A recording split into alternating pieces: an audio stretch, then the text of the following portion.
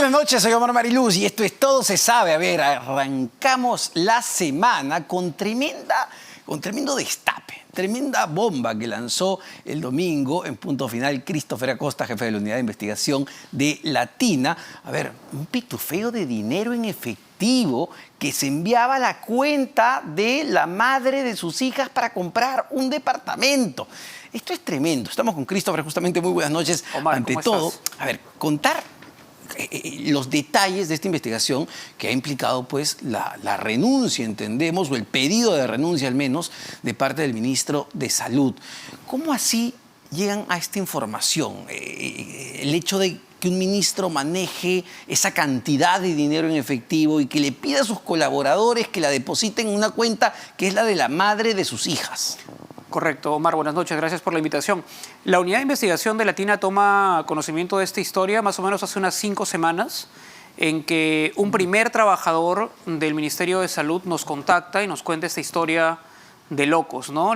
Esta reunión ocurría el 31 de agosto en el Ministerio de Salud, piso 4, en el que se reúne a estos 6 trabajadores, se les entrega los sobres de dinero y se les da indicaciones para repartir el dinero. Es una investigación propia de Latina. Esto no es que ha estado en fiscalía, esto ha originado una investigación fiscal como se ha anunciado hoy, pero más o menos son hace 5 semanas que tenemos contacto con esta fuente y a partir de ese dato empezamos a hacer lo que sabemos hacer, periodismo, contactar a los otros trabajadores, empezar a cruzar fechas, lugares, y poder ir armando este relato que nos ha permitido dar a conocer la información anoche.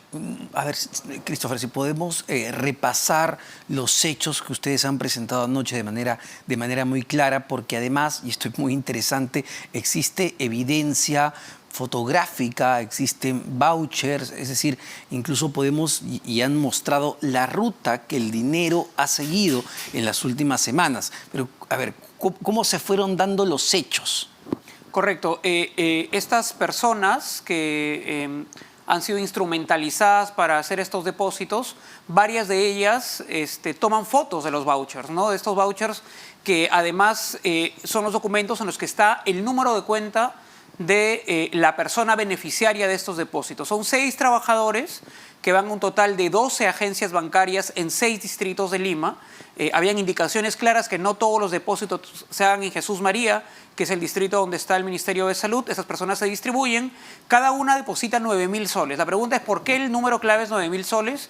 Porque, Omar, a partir de 10.000 soles en cualquier agencia bancaria, cuando tú llevas efectivo estás obligado a llenar una declaración jurada declarando el origen de la plata y para qué va a ser utilizada la plata por parte de la persona a la que estás beneficiando.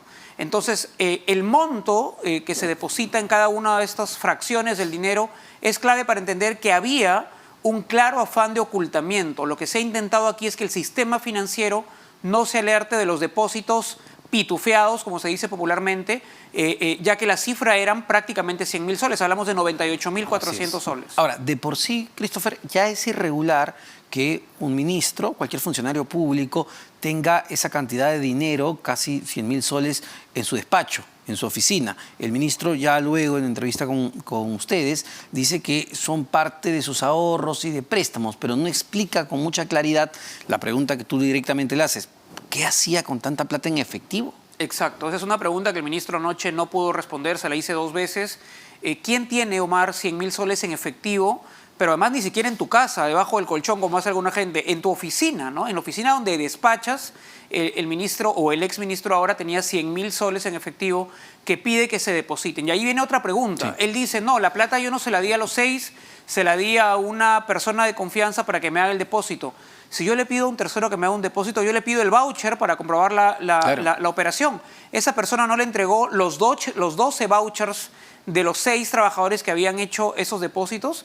El ministro no puede decir que lo han sorprendido porque claramente él tenía conocimiento de la manera fraccionada en que esos dineros ingresaban a la cuenta de Dervia Pasa, la madre de sus hijas. Y además de eso, el hecho de usar, así sea 1 o así sean 6, como finalmente ha sido, funcionarios públicos para hacer tareas personales, como él dice. que va a tener que demostrar. Los ministros tienen que entender que los funcionarios públicos son eso, funcionarios públicos cuya labor y su responsabilidad está directamente relacionada al Estado, a servir al Estado, no a servirlos a ellos. El ministro pensó quizá que estos trabajadores que ganan dinero de nuestros impuestos, que son trabajadores públicos, eran sus empleados, sus mandaderos, a los cuales puedo yo mandar con sobres, tú ándate aquí, tú ándate allá y deposítame esta plata. No es la función de un funcionario público que su superior le ordene cosas que están por fuera de la norma para las cuales han sido contratados. Y claramente, a ver, no sé si todos, pero algunos de estos funcionarios públicos detectaron que aquí pasaba algo que no era regular, que no estaba bien, y por eso es que deciden, digamos, tomar las fotografías donde se muestra claramente los sobres Manila con el dinero y los vouchers. Correcto, y no son cualquier trabajador, no es que eligieron un trabajador de aquí y de allá, no. Hablamos de 6 trabajadores del círculo administrativo más cercano del despacho ministerial, desde el chofer hasta una secretaria, una coordinadora administrativa, una asistente. Estamos hablando de gente que rodea administrativamente al ministro y probablemente por eso el ministro pensó que esto no iba a traspasar las paredes del 4º piso donde se ubica su oficina, pero digamos la valentía de algunos de estos trabajadores que se acercaron con la historia y con la información, nos ha permitido documentarla como lo hemos hecho ayer. Ahora, y lo cuentas, Christopher, ayer, sin embargo, el ministro no actúa, o exministro no actúa solo, sino que tiene a 2 personas, 2 funcionarios también, que se convierten en los instigadores para presionar a estos trabajadores para que hagan estos depósitos. Correcto. El jefe del gabinete de asesores del MINSA, yo no tengo ahora a la mano el nombre, y hay otra asistente más, que son 2 personas con quien además yo pedí conversar. Al Ministerio de Salud yo le pedí a estos 2 funcionarios conversar conmigo sobre este hecho, se negaron. Como se negó también el ministro, porque se ha dicho que a última hora se le pidió al ministro el descargo, esto no es así. El viernes en la mañana yo llamo a la gente de comunicación del ministerio, le cuento con lujo de detalles la historia. El viernes por la noche se me ofrece una entrevista con el ministro para el sábado a las 3 de la tarde. Cancelan la entrevista de la tarde y finalmente el ministro llama luego de ver el informe. Entonces, ha habido en todo momento, no solamente con él, sino también con el famoso ahora doctor Quito, varios intentos de solicitarle sus descargos, ¿no? Ahora, me parece el jefe de asesores del MINSA, sería este señor MINSA, claro. Juan Carlos Delgado. Delgado Echevarría. Echevarría. Es uno de los instigadores, o que funcionó, según lo que cuentan los informantes. Correcto. El instigador para que esto se dé. A ver, entonces, y ha quedado totalmente demostrado, porque lo ha admitido el propio ministro, que sí era su dinero. Él dice que desconocía que se había pitufiado de esa manera, lo cual no es creíble por lo que ya venimos conversando, y este dinero va a parar a la cuenta de la madre de sus hijas. Entonces, ¿de ahí qué sucede? Porque ese es un relato cronológico también muy interesante. El ministro, recordemos que ha sido director regional de un hospital en Huancayo, nombrado ahí durante la gobernación regional del señor Vladimir Cerrón. Él conoce en Huancayo a la madre de sus hijos, que es enfermera, Dervia Pasa Mesa, y ambos tienen su dirección, su domicilio legal en Huancayo, ¿no? Él, Dervia Pasa, y la hija que tienen en común. Entonces, hay por supuesto una relación familiar con ellos y es la beneficiaria, como tú dices, de la cuenta. El ministro no puede desligarse, tanto que ordenó el depósito a la madre de sus hijos. Pero además de eso, Omar, entrando ya a detalles del asunto de la compra del departamento, ¿no? La señora Dervia Pasa vive en Huancayo, ella hace su vida allá. El ministro despacha en Jesús María, donde está el Ministerio de Salud. El departamento que se compra está en un edificio a 5 cuadras del Ministerio de Salud. ¿Quién probablemente identificó esa oportunidad inmobiliaria? ¿Alguien que vive en Huancayo? Claro. ¿O alguien que trabaja a 5 cuadras del Ministerio de Salud? Yo creo que eso es una pregunta que el ministro también debía responder. ¿Quién dijo, oye, acá hay un departamento que podríamos comprar? ¿Alguien que vive en Huancayo o alguien que vive a 5 cuadras del proyecto inmobiliario? Porque lo que ha intentado decir es que no tenía ni idea, que no es su departamento, que eso es ya de su expareja, ¿no? de la madre de sus hijos. Pero nuevamente, esa versión no resulta tampoco creíble. Sin embargo, a ver, cronológicamente llegan estos depósitos de manera pitufiada, fraccionada a la cuenta de la señora, y en las fechas, digamos, llega otro depósito adicional, que es donde entra este empresario de la salud, el doctor Luis Quito. El doctor Luis Quito es dueño de una cadena de centros médicos, no les podemos llamar clínicas, entiendo, sino centros médicos, donde se hacen análisis, placas, tomografías. tiene 48 sedes en Lima, nada menos, en Lima y Callao, es una de las cadenas más grandes y se ubican siempre a las afueras de los hospitales públicos, ¿no? Captan el público desatendido de los hospitales públicos. Y este señor, a través de su empresa, la empresa se llama Doctor Luis Quito, en efecto transfiere $70.000 a la señora Dervia Pasa. Y aquí lo curioso, mencionabas tú el asunto de las fechas, es que los dineros que entran pitufeados por los trabajadores del MINSA entran a la cuenta de Dervia Pasa el 31 de agosto y el 1 de agosto la señora los transfiere a la inmobiliaria. El dinero que deposita el doctor Luis Quito ingresa el 23 de agosto y el 24 de agosto son depositados a la inmobiliaria. Entonces, claramente... tenía un fin ese dinero. Un fin absolutamente establecido que además ha quedado constatado y certificado en la minuta de compra y venta que la Unidad de Investigación de la TINA adquiere como documento público en la notaría Paíno. Ahí está el contrato firmado por la señora Pasa con todos los detalles del departamento, el monto que se paga, el cronograma de pagos, y nos damos ahí con la sorpresa que las fechas calzaban perfectamente. Ahora, es interesante porque si yo, no tengo ningún problema, no temo a nada, la operación ha sido totalmente transparente y legal, el doctor Luis Quito pudo salir y contestar al reportaje, contestarte a ti y decirte, bueno, yo deposité ese dinero por la venta del tomógrafo, que es la explicación que han dado. Pero entiendo que hasta el momento tú solo has podido conversar con su abogado.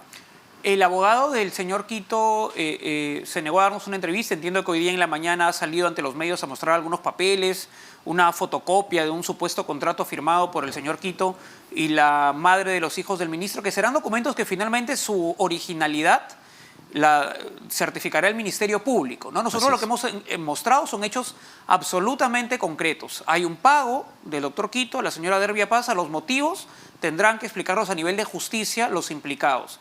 Pero en efecto, lo que llama la atención de este depósito es que tienes a un empresario del sector salud transfiriendo $70.000 a la madre de los hijos del ministro de Salud, un sector donde claramente opera su empresa. Entonces, eso es suficiente para que salten todas las alarmas, pero además por la manera en que, como te acabo de explicar, pago que recibía la señora Dervia Pasa en su cuenta iba directamente a la inmobiliaria, con lo cual hay un trasvase de fondos muy claro sobre cuál era el fin de recopilar estos dineros. Y además, esta explicación del tomógrafo no termina de cuadrar, porque si yo soy un empresario de la salud como el doctor Quito, que tengo 48 centros de salud que se dedican al tema de las radiografías y análisis, no traigo mis máquinas pues con un importador, es decir, comprárselo de segunda, a la esposa del ministro, una sola máquina por $70.000. Eso es muy extraño y, como tú dices, lo va a tener que demostrar. Lo va a tener que demostrar, digamos. Un tomógrafo es un equipo, entiendo que tiene un número de serie, que uno registra la propiedad, hay que ver si en efecto esto ha ocurrido o no. Ese ya va a ser trabajo de la justicia, del Ministerio Público, que ha anunciado hoy día formalmente una investigación. Pero yo creo, Omar, que si el tema ha calado tanto en la población y ha causado una reacción inmediata, incluso política, por parte del presidente, es porque acá hay algo muy evidente. La señora Dervia Pasa, a quien por supuesto hemos investigado para este informe, no tiene a su nombre ninguna propiedad. Su primera propiedad la consigue durante el mandato como ministro de su pareja, ¿no? Entonces, claramente un ministro o la familia de un ministro que se compra un departamento durante la gestión recibiendo dineros de un empresario de la salud y de trabajadores del ministerio, digamos, es suficiente como indicio para que se inicie ya digamos, el periodismo ya hizo su trabajo, para que las autoridades oficiales puedan determinar si aquí se ha cometido un delito o no. Ahora, a ver, y también lo mencionaban ayer, ¿no? La reacción, una de las cosas que más llamó la atención fue la rápida reacción del presidente de la República, Pedro Castillo, que bueno, ya le pidió la renuncia, porque hay que recordar, ¿no? Se ha tomado su tiempo cuando ha querido el presidente para sacar a un ministro. Sí, sorprendió a todos ayer la rápida reacción del ministro y tiene varias interpretaciones, que está viniendo una comisión de la OEA a observar, pero además yo creo que la información que hemos presentado ayer en Punto Final era muy completa, ¿no? Y te habría muchas preguntas. El ministro no pudo explicar ayer en la entrevista de manera contundente el origen de la plata y yo creo que entre tomar la decisión el mismo día o mantener, 2 o 3 días este escándalo en los medios, creo que por ahí el presidente y sus asesores tomaron la decisión. Y además hay un tema muy sensible que también se expone y los pones en la investigación, que tiene que ver con jugar con la salud pública, jugar con la salud sobre todo de los que menos tienen, porque efectivamente aquí en RPP también hemos recibido innumerables llamadas de personas que dicen: necesito hacerme un estudio, necesito hacerme una placa y no funciona el bendito tomógrafo u otro equipo. Es una realidad constante. Correcto. Todos los hospitales públicos, como sabes, tienen muchas carencias y aquí digamos, lo que nos puede llevar a investigar en adelante, no solamente periodísticamente, también quizá las autoridades, es esta coincidencia que hay entre el servicio que le falta a un hospital es precisamente el que brindan los particulares al frente del mismo nosocomio. Entonces, es clarísimo que, digamos, hay una relación entre la carencia pública y el servicio que te brinda el privado. Muchas veces personas nos indican que son derivados, ¿no?, a los consultorios, a los centros médicos que se ubican alrededor de los hospitales, a veces incluso con nombre propio, no tiene que ir al lugar tal. Pero además, contarles un poquito un adelanto, nosotros estamos preparando una segunda parte para este domingo de este informe.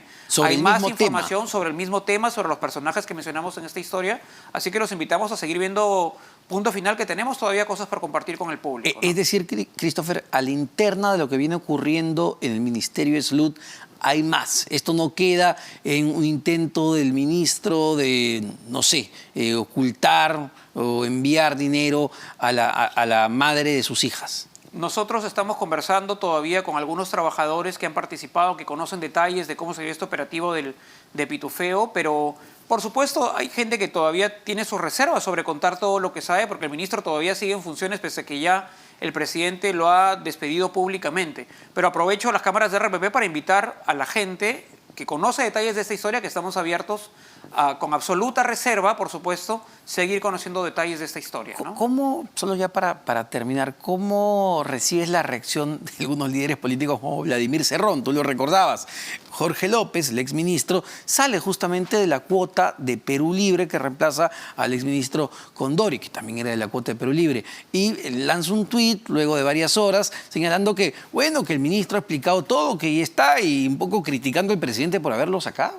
Yo tengo la impresión que el señor Vladimir Cerrón tenía ya información por parte del ministro de Salud de lo que se venía, porque ya desde el sábado él venía lanzando algunos tuits contra la prensa y que la prensa usa la información pública para negocios privados. Digamos, tenemos claro que el señor Cerrón y probablemente mucha gente del gobierno quisiera tener en el país una prensa más amable con sus fines políticos, pero los periodistas y la prensa independiente no estamos para ser comparsa del poder, estamos también para investigar al poder, porque toda persona que ejerza poder desde el sector privado o público tiene que saber que hay un periodismo vigilante y que tiene que cuidar el interés público, que es finalmente la función de los periodistas. Claro que sí, aparte se le da el espacio para que puedan contestar. Todo el tiempo, claramente claro no, que sí. En este caso específico, ni el empresario involucrado, ni el ministro involucrado no quiso dar su versión a tiempo. Exactamente, ellos han estado notificados de esto desde el viernes, con mucho detalle, incluso con el abogado Carlos Obando, del señor Quito, con quien hablé el viernes, hablé el sábado. No quisieron en ningún momento dar información, han salido el lunes a mostrar algunos documentos. Insisto, la originalidad de ese supuesto acuerdo lo va a determinar la Fiscalía, ya no es nuestra labor, ¿no? Menciona aparte la respuesta que te da la madre de las hijas del ministro, ¿no? Ella, se va enfureciendo mientras tú le vas dando información de lo que sabes y de lo que conoces y de lo que vas a publicar. Llega a perder los papeles. Sí, bueno, no es la primera vez que nos pasa que hay personajes que piensan que el periodista está como que quiere solamente molestarlo por la nada, ¿no? Y aquí hay una función pública que ejercer, que es la de fiscalización del poder, y claramente, como tú lo dices, en la entrevista la señora se va ofuscando, viendo, digamos, la profundidad de información que teníamos. Pero bueno, cada quien reacciona como cree que debe reaccionar en cada momento, ¿no? Muchísimas gracias, Christopher, por esta entrevista y además por la información que se ha publicado el día de ayer. Importantísima la labor que se hace para conocer efectivamente la verdad, y todo funcionario público está obligado a rendir cuentas al país. Vamos rápidamente a una pausa. Venimos para conversar con Cristian Salas, abogado penalista y ex procurador anticorrupción.